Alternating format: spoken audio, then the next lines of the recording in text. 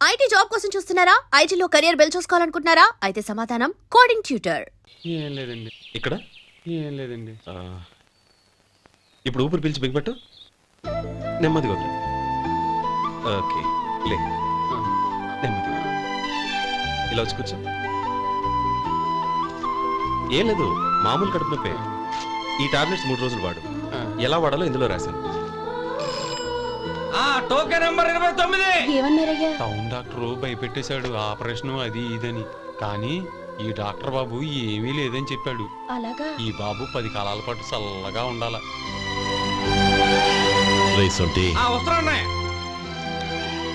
రే, భగవంతుడి దయ వల్ల తమ్ముడు హస్తవాసి మంచిదని అప్పుడే పేరొచ్చిందిరా.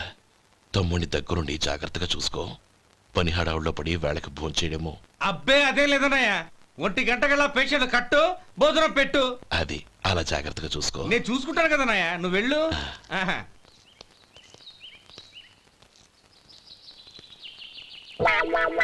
అయ్యో, ఏంటయ్యా ఉంటున్నాడా ఈ దెబ్బలు? ఏదైనా యాక్సిడెంటా? అదేం కాదండి, మరి గోరు కొరికినందుకు ఎలక్ట్రిక్ స్తంభానికి కట్టేసి ఇలా రక్తం వచ్చేలా కొట్టారండి. ఊరు కొరికినందుకు ఎలక్ట్రిక్ స్తంభాన్ని కట్టేసి ఇంతలా కొడతారా? వాళ్ళ అసలు మనుషులా రాక్షసులా? చాలా థ్యాంక్స్ అండి, కనీసం మీరైనా అర్థం చేసుకున్నారు. వాళ్ళు అర్థం చేసుకోలేదండి.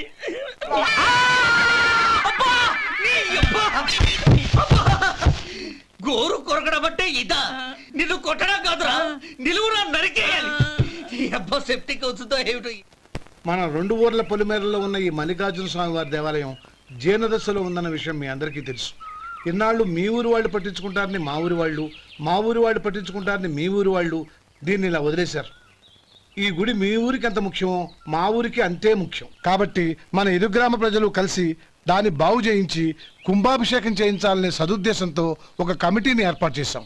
ఈ కమిటీలో 2 గ్రామాలకు సంబంధించిన ప్రముఖులు ఉన్నారు.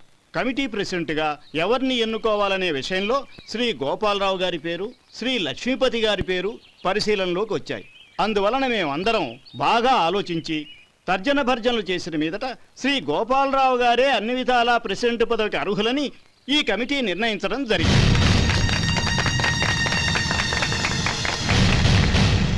అంచేత ఈ ఉభయ గ్రామ ప్రజలు శ్రీ గోపాలరావు గారికి ఉదారంగా విరాళాలు అందజేసి ఈ శుభకార్యాన్ని జయప్రదం చేయవలసిందిగా కోరుతున్నాం. ఏంటి ఇంకా రాలేదా? ఏంటయ్యా, టైం 10 అవుతోంది. బోర్డు మీద 10 గంటలను రాసింది. మీ డాక్టర్ ఇంకా రాలేదు. అసలు మీ డాక్టర్ కి టైం సెన్స్, పంక్చువాలిటీ ఏమైనా ఉన్నాయా? ఇంతకీ మీరెవరండి? నేను డాక్టర్ అమ్మని. ఓహో, మీరు డాక్టరేనా? డాక్టర్ అంటే డాక్టర్ని కాదయ్యా, డాక్టర్ని చేసుకోబోయేదానని అర్థం. ఓహో, అవును, నువ్వెవరు? నేను ఇక్కడ టోకన్ ఇస్తూ ఉంటానులేండి. తప్పుకో, తప్పుకోవయ్యా. అవును, మీ డాక్టర్ కి ఎవరో అన్నయ్య ఉన్నాడంట కదా, ఎలాంటోడు? ఎలాంటోడంటే అదేనయ్యా, చాలా కోపిస్తని విన్నాను. ఎందుకని అడుగుతున్నారు? ఎందుకంటావేంటయ్యా? ఆ అన్నయ్య మాట వినగానే మీ డాక్టర్ గడగడా ఉణిగిపోతాడు. అసలు డాక్టర్ చదివే తమ్ముణ్ణి అలా భయపెట్టచ్చా? తప్పు కదా? తప్పేనండి. కాని కాని నాకు మీ డాక్టర్కి పెళ్ళవని ఆ అన్నయ్య సంగతి అప్పుడు చెప్తాను. ఏం చేస్తారండి? ఏం చేస్తానా, సంవత్సరం తిరగకుండానే కవల పిల్లల్ని కని వాళ్ళ అన్నయ్య చేతిలో పెడతాను. వాళ్ళకి 5 సంవత్సరాలు వచ్చేసరికి ఆయన్ని బాగా మొట్టికెళ్ళేస్తారు. అలా నా కసి తీర్చుకుంటాను. ఈ డాక్టర్ ఎప్పుడు వస్తాడో ఏంటో. అది సర్లే కాని నువ్వు పని చేయి. మీ డాక్టర్ రాగానే నేను వచ్చి వెళ్ళానని చెప్పు. నేను అంటే ఓ, నా పేరు చెప్పలేదు కదా, నందిని. ఏం చెప్తావు? అదేనండి, నందిని గారు వచ్చి వెళ్ళారు అని చెప్తాను. గుడ్, పైకొస్తావు.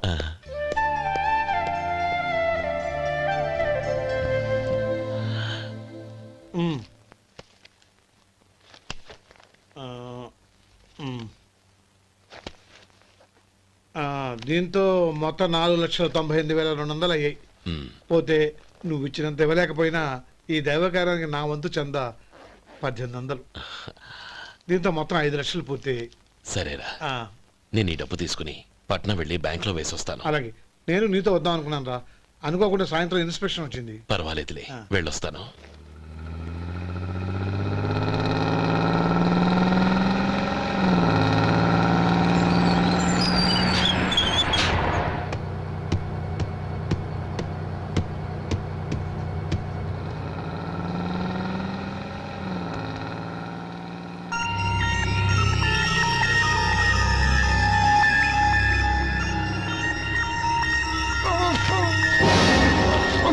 అయ్యో మూర్ఛ మూర్ఛ బసాపండి బసాపండి.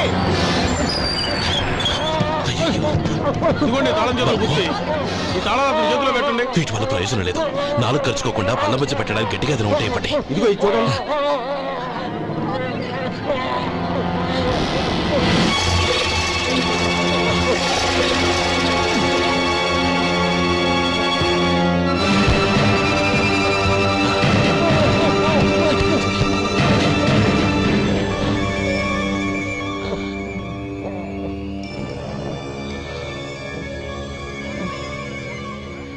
మీరు వెళ్ళి మీ సీట్లో కూర్చోండి.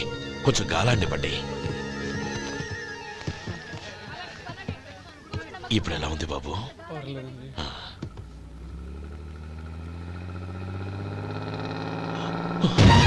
అయ్యో, నా బ్యాగ్ ఎవరైనా చూసారా? అందులో 5 లక్షలు ఉన్నాయి. నా బ్యాగ్ వెంటనే బస్ ఆపండి. ఎవరిని కింద దిగవద్దు. అందరినీ చెక్ చేయండి. నా అంచనా తప్పు కాలేదు. వాడి మంచితనమే వాడిని దెబ్బకొట్టింది. మన వాళ్ళని పంపించి గుడి తాలూకు డబ్బు కొట్టేశాడని పోలీస్ కంప్లైంట్ ఇవ్వండి. ఇప్పుడు ఆ స్టేషన్లో ఎస్ఐ వాడి తమ్ముడే. వాడే వెళ్ళి వాడి అన్నయ్యని అరెస్ట్ చేసి వీధుల్లో నడిపించుకు తీసుకురావాలి. అది నేను కళ్ళారా చూడాలి, మనసారా సంతోషించాలి. అయ్యా గోపాలం గారు, మీరు దేవస్థానం సొమ్ము దొంగిలించారని ఎవరో పోలీస్ కంప్లైంట్ ఇచ్చారంట. మిమ్మల్ని అరెస్ట్ చేయడానికి మీ తమ్ముడు గారు వస్తున్నారు.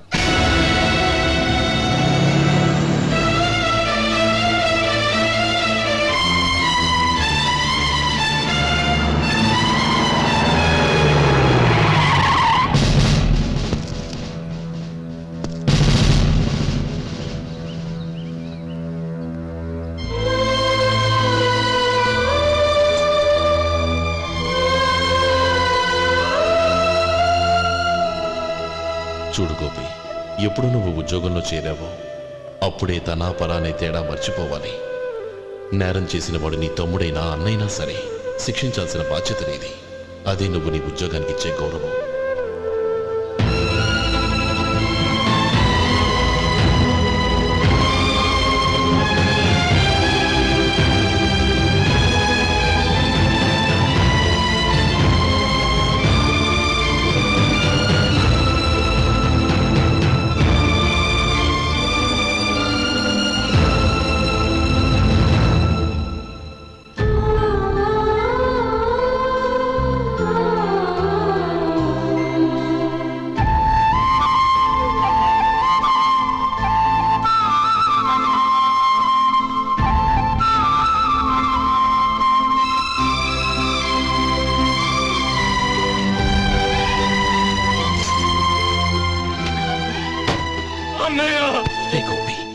ఏమిట్రా ఇది?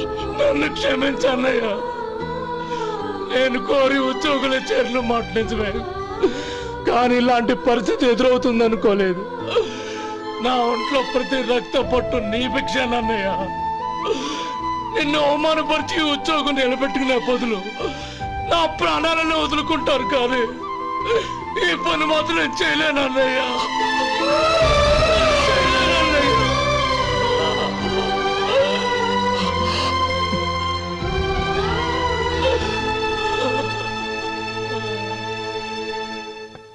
ఏరా, ఇన్నేళ్లు కష్టపడి సంపాదించిన ఉద్యోగానికి రాజీనామా చేస్తావా? కనీసం నీ పెళ్ళాం ఏమనుకుంటుందోనని ఆలోచించావా? ఇందులో అనుకోవడానికి ఏముంది మామగారు? ఎండనక వాననక కష్టపడి ఓ తండ్రి కంటే ఎక్కువగా ఈయన్ని పెంచి పెద్ద చేశారు బావగారు. అలాంటి దేవుణ్ణి అరెస్ట్ చేసే ఆ ఉద్యోగం ఈయనకు అవసరం లేదు. బాగుంది. అన్నకు తగ్గ తమ్ముడు, తమ్ముడికి తగ్గ పెళ్ళాం. సరే, మీ ఇష్టం. నానమ్మ, అన్నయ్యడి. నమస్కారం అండి. ఓ, నువ్వా? రా కూర్చో. పర్వాలేదండి. ఏంటి ఇలా వచ్చావు? ఆ రోజు నా కంపెనీని మూసేయమన్నారు. ఇప్పుడు నేను మూసేయడానికి సిద్ధంగా ఉన్నాను. దానికి ప్రతిఫలంగా నాకు 5 లక్షలు కావాలి. అలాగే, నీకు కావాల్సిన 5 లక్షలు నేను ఇస్తాను. చాలా థ్యాంక్స్ అండి. కానీ మీరు మీ కంపెనీని మూసేయక్కర్లేదు. సార్? అవును మిస్టర్ మధు, మీ అన్నగారికి జరిగిన అన్యాయం గురించి తెలుసుకున్నాను. మీ కుటుంబం గురించి కూడా విన్నాను. సహజంగా అందరూ ఐకమత్యానికి ఉదాహరణ రామలక్ష్మణులు అంటారు. కానీ ఆ రామలక్ష్మణులు ఎలా ఉంటారనేది పుస్తకాల్లో చదవడం తప్ప ఎవ్వరూ చూడలేదు. మీ అన్నదమ్ములను చూస్తే ఆ రామలక్ష్మణులు ఇలాగే ఉండేవారేమో అనిపిస్తుంది. అలాంటి కుటుంబానికి ఇలాంటి ఇబ్బంది రావడం నిజంగా దురదృష్టం. రామునికి హనుమంతుల్లా కాకపోయినా ఏదో ఉడతా భక్తిగా నా వల్ల వీలైన సహాయం ఈ 5 లక్షలు తీసుకో. మీ కంపెనీ పేరు మీదే అన్ని సరుకులు తయారు చేయండి. నేను వాటిని ప్రపంచమంతా మార్కెటింగ్ చేస్తాను. సార్, మీ రుణం ఉంచుకోను, తొందరలోనే తీర్చేస్తాను. స్నేహితుల మధ్య రుణాలేంటి మధు? Are friends.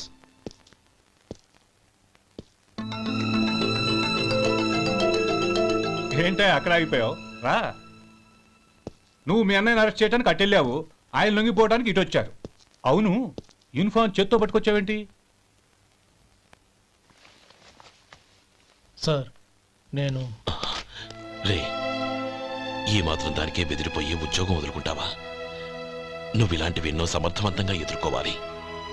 నిన్ను నేను ఎస్పీగా చూడాలి. అది కాదన్నయ్య. ఇంకేం మాట్లాడకు.